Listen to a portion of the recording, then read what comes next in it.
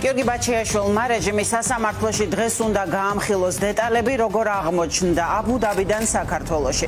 სხდომა თბილისის საქალაქო სასამართლოში 2 საათზეა ჩანიშნული.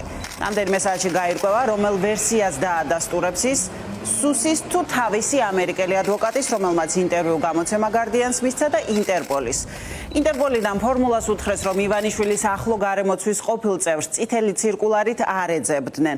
რობერტ ამსტერდამმა კი გარდიანთან ივარაუდა, რომ ბაჩიაშვილი აბუ-დაბიში დააპატიმრეს და შემდეგ თვითმფრინავში ჩასვეს. ამ ვერსიას ამყარებს გადაცემა დროების ექსკლუზიური ინფორმაციაც, რომლის თანახმადაც სუსის მიერ ბაჩიაშვილის შესახებ გავრცელებული ინფორმაცია სრული სიყალბეა, რადგან ბაჩიაშვილი 24 მაისს აბუ-დაბიში დააკავეს. წყარომ დროებას უთხრა, რომ ბაჩიაშვილი 27 მაისს ქართული ავიაკომპანიის კუთვნილი ბორტით პირდაპირ რეისით ჩამოიყვანეს თბილისის აეროპორტში, ხოლო ბორტზე მას სუსის წარმომადგენლები დახვდნენ. წყაროს ინფორმაციით დაკავების მომენტში ბაჩიაშვილი ეგრეთ წოდებულ მწვანე სასაზღვრო ზოლში ყოფნა შეუძლებელი იყო.